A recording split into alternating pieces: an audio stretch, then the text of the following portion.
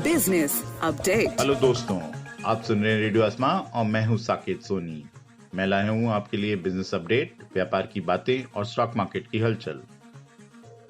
वैश्विक मंदी का सबसे बुरा असर तेल के दामों पर पड़ा है। तेल के दाम जून की भारी गिरावट के बाद अब सितंबर महीने में भी काफी नीचे हैं।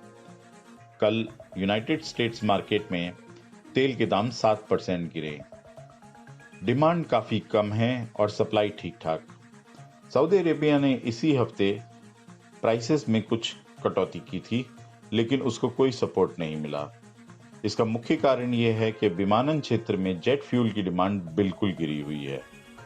जब तक कोविड-19 के असर नहीं ठीक होते हैं, तब तक तेल में गिरावट का दौर जारी रहेगा।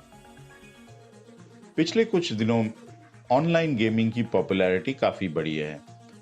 ऑनलाइन गेमिंग के कुल 500 मिलियन सब्सक्राइबर्स हैं और पिछले साल ऑनलाइन गेमिंग कंपनीज की रेवेन्यू लगभग $1 बिलियन हुई थी। इसी सफलता को देखते हुए मशहूर फुटबॉल प्लेयर डेविड बेकहम ने डिसीजन लिया है कि वो अपनी online gaming company guild e sports का आईपीओ लाएंगे। ये आईपीओ लंदन में लिस्ट किया जाएगा। आपको बता दें कि कोरियन कंपनी ककाओ गेम्स का आईपीओ हाल ही में कोरिया में बंद हुआ था, जिसे काफी सफलता मिली थी। खुलते ही ककाओ गेम्स लगभग 30% ऊपर था। बहुत सी दूसरी ऑनलाइन कंपनीज भी अपनी रेवेन्यू को बढ़ा रही हैं, स्पॉन्सरशिप के, रिटेल मर्चेंडाइजिंग के, ब्रॉडकास्टिंग के और टूर्नामेंट खिला के। गिल्ड ई स्पोर्ट्स का कहना है कि पिछले कुछ दिनों में पैंडेमिक की वजह से उनके सब्सक्राइबर्स में बढ़ोतरी हुई है। उन्हें उम्मीद है कि उनकी रेवेन्यूज भी लॉकडाउन में बढ़ेंगी। फ्रांसीसी कंपनी एलवीएमएच ने मशहूर ज्वेलरी कंपनी टिफनीज को नहीं खरीदने का फैसला लिया है। कुछ दिनों पहले एलवीएमएच ने टिफनीज को खरीदने के लिए $16 बिलियन का ऑफर दिया था, लेकिन अब फ्रांसीसी सरकार के रिकमेंडेशंस पे एलवीएमएच ने यह ऑफर विड्रॉ कर लिया है। फ्रांसीसी गवर्नमेंट का मानना है कि यूनाइटेड स्टेट्स के साथ उनकी एक टैरिफ वॉर चल रही है और एलवीएमएच की ये डील फ्रांस के हित में नहीं होगी। इसके चलते टिफनीज ने एलवीएमएच को सू करने का फैसला कर लिया है। अब खबरें भारत से। भारत में रिलायंस इंडस्ट्रीज में इन्वेस्टर्स की होड़ लगी हुई है। यूनाइटेड स्टेट्स के इन्वेस्टर सिल्वर लेक ने 7,500 करोड़ देते हुए रिलायंस रिटेल वेंचर्स का 1.75% स्टेक खरीद लिया है।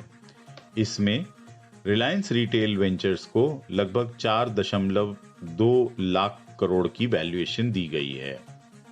आपको याद दिला दें, रिलायंस रिटेल वेंचर्स ने हाल ही में बिग बाजार को लगभग 24,000 करोड़ में खरीदा था। सरकार ने पब्लिक सेक्टर बैंक्स को हिदायत दी है कि वो पीएम स्वनिधि स्कीम में लोन वितरण में तेजी लाएं।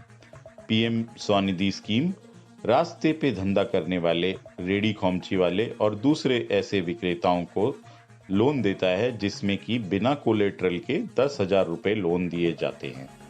सरकार ने कहा कि ये 10,000 का लोन ऐसे 50 लाख स्ट्रीट वेंडर्स का फायदा कर सकते हैं जिन्हें इस मंदी के दौर से कठिनाइयां पेश आ रही हैं। अब रुक करते हैं बाजारों का। सेंसेक्स 171 पॉइंट्स गिरकर 38,193 पे बंद हुआ। निफ्टी 39 पॉइंट्स गिरकर 11,278 पे बंद हुआ। अमेरिकी बाजारों में कुछ तेजी देखने को मिली, जिसमें डाउ जोन्स 439 पॉइंट्स बढ़कर 27,940 पे बंद हुआ। वहीं नैस्डैक 293 पॉइंट्स बढ़कर 11,141 पे बंद हुआ। सर्राफा बाजार की तरफ नजर डालें तो सोना 49 रुपए बढ़कर 51,402 रुपए पे है और चांदी 51 रुपए घटकर 67,443 पे है। ये था आज का बिजनेस अपडेट। मैं हूं साकेत सोनी और आप सुन रहे हैं रेडियो आसमां। इसके सिवा जाना कहां। Business update.